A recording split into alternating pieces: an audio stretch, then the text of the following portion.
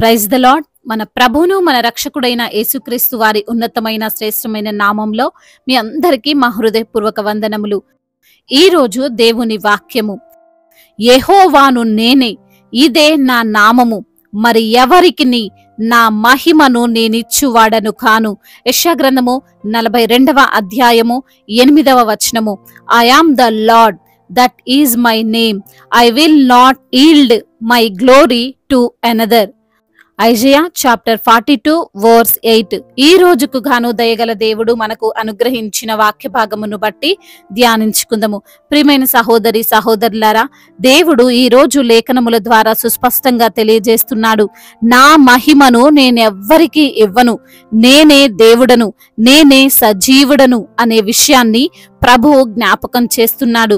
ఈ రోజున ఈ లోకంలో అనేక మంది నేను దేవుణ్ణి, నాకు మహిమలున్నాయి అని చెప్పి బయలుదేరారు.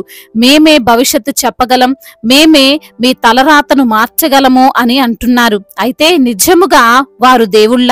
నిజముగా వారికి మహిమలున్నాయా అంటే అలాంటివి ఏమీ లేవు.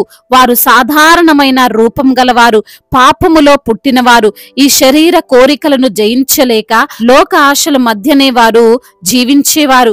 వారికి తెలిసిన మ్యాజిక్ నో విద్యనో ప్రదర్శిస్తూ తమ కాలం వెళ్ళబుచ్చుకుంటున్నారు. అంతేకాని వారిని దేవుళ్ళు అనుకోవడం, పూజించడం, కాళ్ళు మొక్కడం, కాళ్ళతో తన్నించుకోవడం, వీపు మీద కొట్టించుకోవడం, ఇలాంటివి చేస్తే దేవుడైపోరు. దేవుడు అంటే పరిశుద్ధమైనవాడు.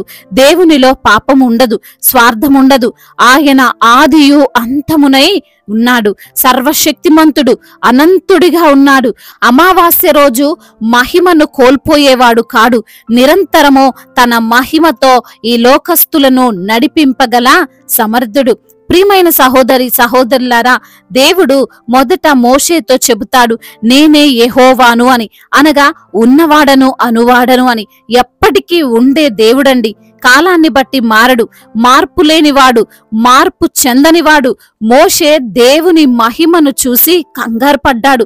అంత గొప్ప మహిమ ఈ లోకంలోనే కాదు, ఏ లోకంలోనూ ఎవరికీ ఉండదు. అపవాది అయిన దేవదూత దేవుని మహిమను కోరుకున్నాడు, దేవుని శక్తిని ఆశించాడు, దేవునికి వచ్చేటువంటి గౌరవమును కావాలి అనుకున్నాడు. కానీ అపవాదికి ఆ అవకాశమో దేవుడు ఇచ్చాడా?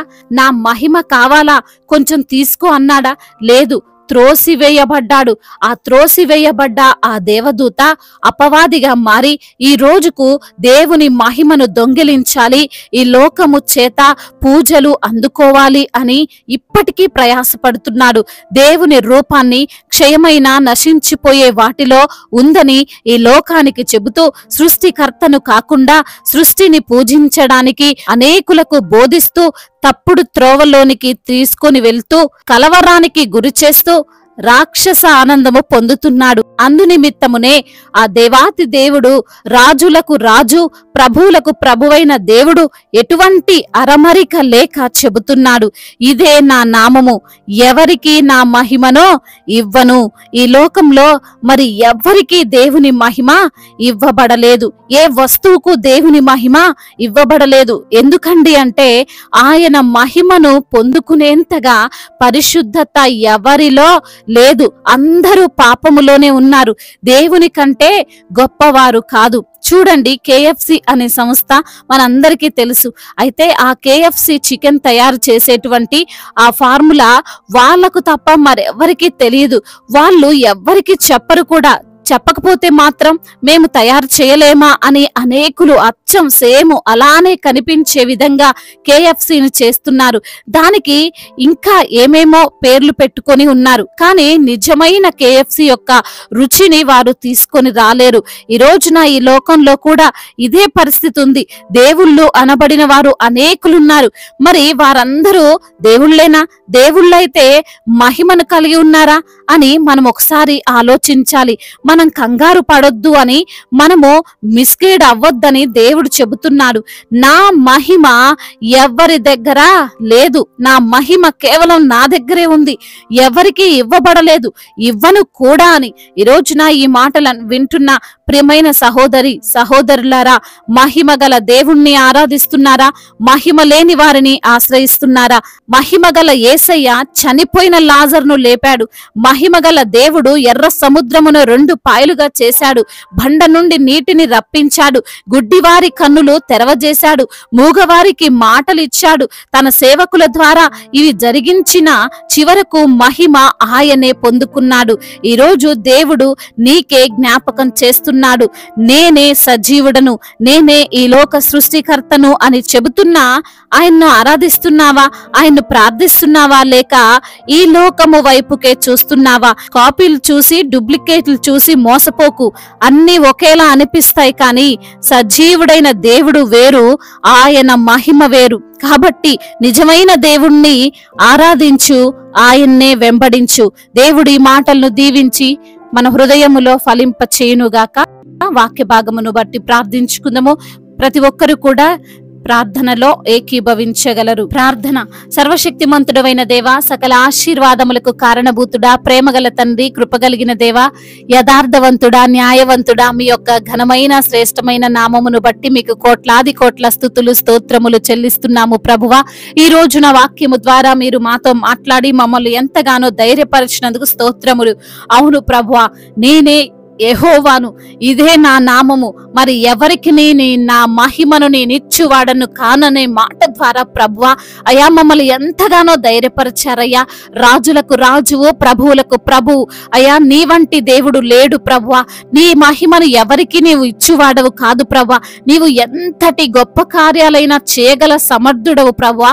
నీవు సజీవుడవని ఈ రోజున వాక్యము ద్వారా మాతో మాట్లాడి మమ్మల్ని ధైర్యపరిచి మమ్మల్ని బలపరిచినందుకు స్తోత్రం.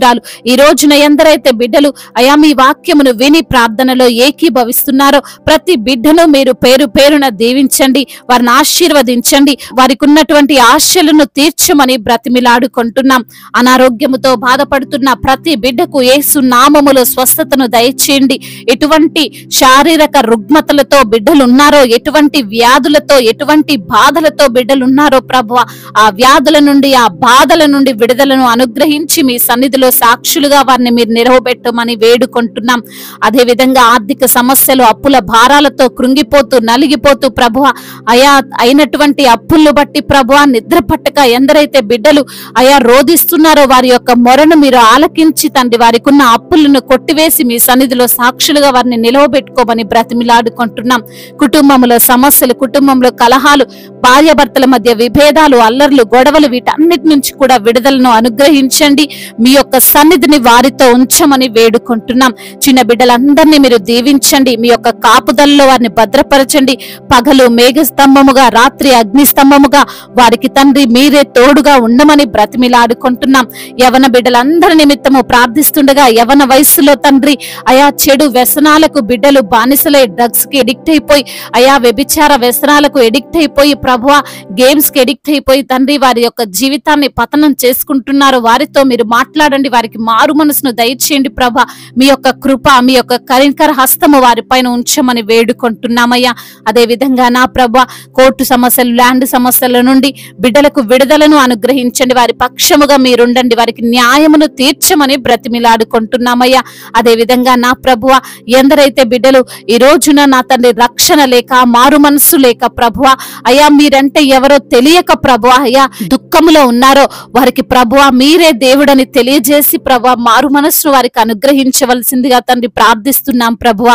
అదే విధంగా నా ప్రభువా బిజినెస్ చేస్తున్న వారిని దీవించండి, చేతి పని చేసుకున్న వారిని ఆశీర్వదించండి. అయా తలగా ఉంచుతాను గాని తోకగా ఉంచునన్న మీ వాగ్దానము వారి జీవితంలో మీరు నెరవేర్చండి. సంతానము లేని బిడ్డల కొరకు ప్రార్థిస్తున్న వారికి సంతానాన్ని దయచేయండి ప్రభువా. అయా అదే విధంగా అయా మా భారతదేశమును మీరు జ్ఞాపకం చేసుకోండి ప్రభా. సమాధాన దేశముగా, ప్రేమ కలిగినటువంటి దేశముగా, అయా సమృద్ధి కలిగినటువంటి దేశముగా మా భారత భారతదేశమును మీరు నిలవబెట్టండి.